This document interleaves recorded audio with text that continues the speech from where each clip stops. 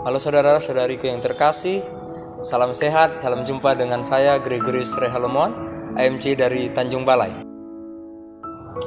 Di sini saya akan membawakan renungan dalam rangka BKSN dengan tema Yesus sahabat seperjalanan kita dan subtema Yesus sahabat bagi mereka yang kehilangan. Saudara-saudara yang terkasih, sebelum kita memulai renungan singkat ini, mari kita awali dengan doa.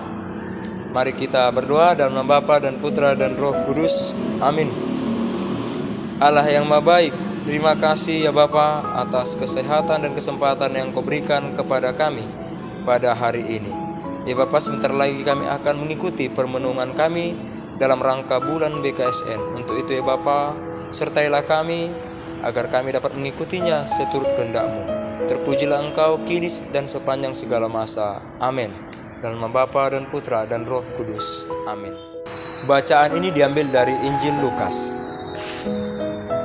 Namun demikian janganlah bersukacita karena roh-roh itu takluk kepadamu, tetapi bersukacitalah karena namamu ada terdaftar di surga.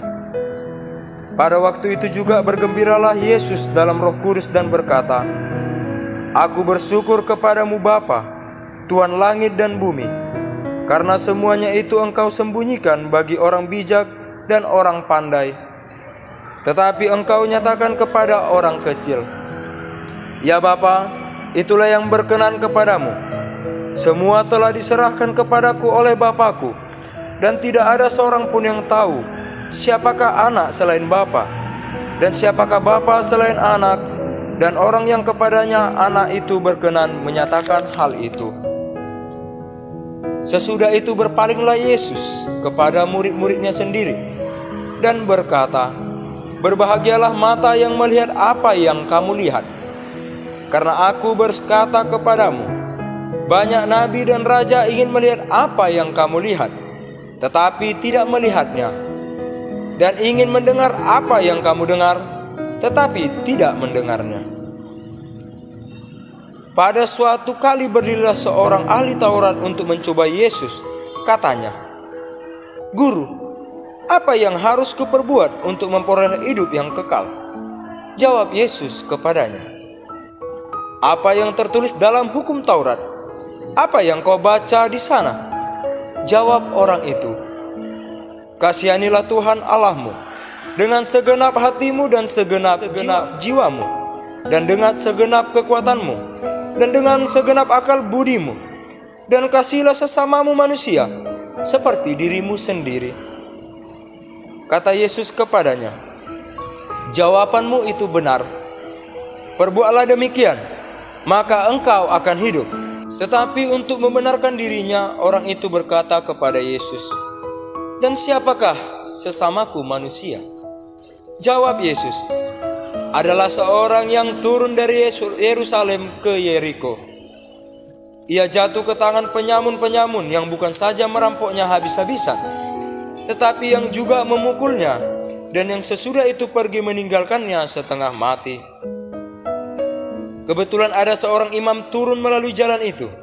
Ia melihat orang itu, tetapi ia melewatinya dari seberang jalan.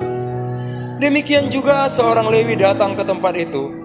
Ketika ia melihat orang itu, ia melewatinya dari seberang jalan. Lalu datang seorang Samaria yang sedang dalam perjalanan ke tempat itu, dan ketika ia melihat orang itu, tergeraklah hatinya oleh belas kasihan. Ia pergi kepadanya, lalu membalut luka-lukanya. Sesudah ia menyiraminya dengan minyak dan anggur, kemudian ia menaikkan orang itu ke atas keledai tunggangannya sendiri, lalu membawanya ke tempat penginapan dan merawatnya. Keesokan harinya ia menyerahkan 2 dinar kepada pemilik penginapan itu. Katanya, Rawatlah dia, dan jika kau belanjakan lebih dari ini, aku akan menggantinya waktu aku kembali. Siapakah di antara ketiga orang ini menurut pendapatmu adalah sesama manusia dari orang yang jatuh ke tangan penyamun itu? Jawab orang itu, Orang yang telah menunjukkan belas kasihan kepadanya. Baru Yesus mengatakan, Pergilah dan perbuatlah demikian. Demikianlah Injil Tuhan. Terpujilah Kristus.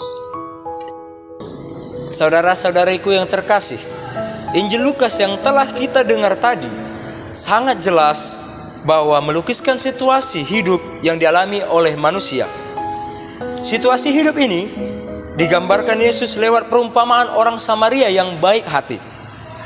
Bukan hanya menjelaskan kebaikan hati orang Samaria, Yesus pun menjelaskan sisi kelemahan kita sebagai manusia jika dihadapkan terhadap penderitaan. Dan semua itu telah diperankan oleh seorang imam, Lewi, dan orang Samaria yang baik hati.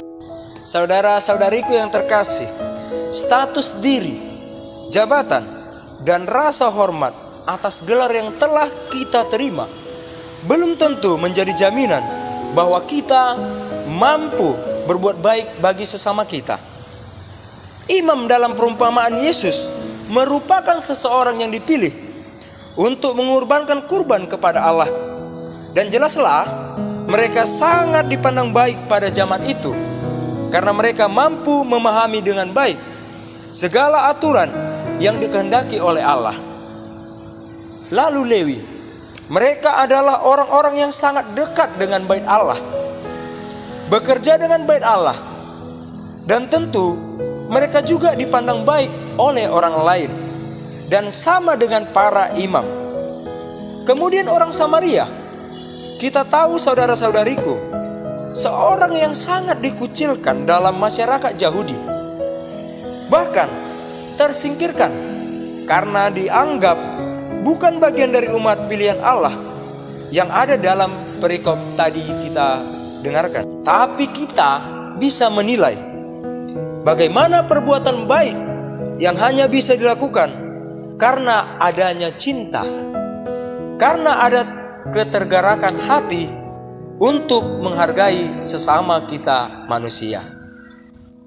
Saudara-saudariku yang terkasih, sejauh manakah kita mampu mencintai orang lain secara manusiawi?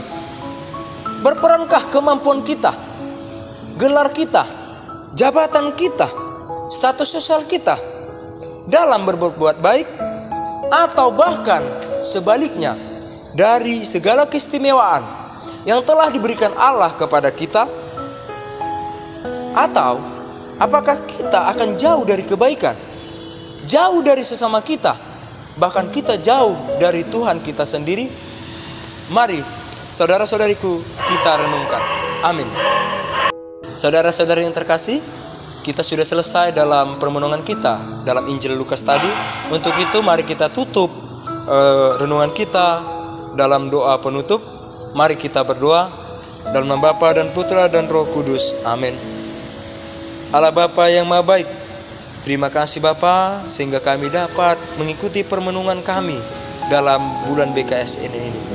Ya Bapa, semoga kami semakin mampu mencintai orang lain secara manusiawi, berperan dengan baik dengan menggunakan status sosial, jabatan, dan keistimewaan yang Engkau berikan kepada kami. Untuk itu ya Bapa, berkati kami dan lindungilah kami agar kami dapat melaksanakan permenungan yang kami dapatkan dalam Injil ini. Terpujilah Engkau kini dan sepanjang segala masa. Amin. Dalam nama Bapa dan Putra dan Roh Kudus.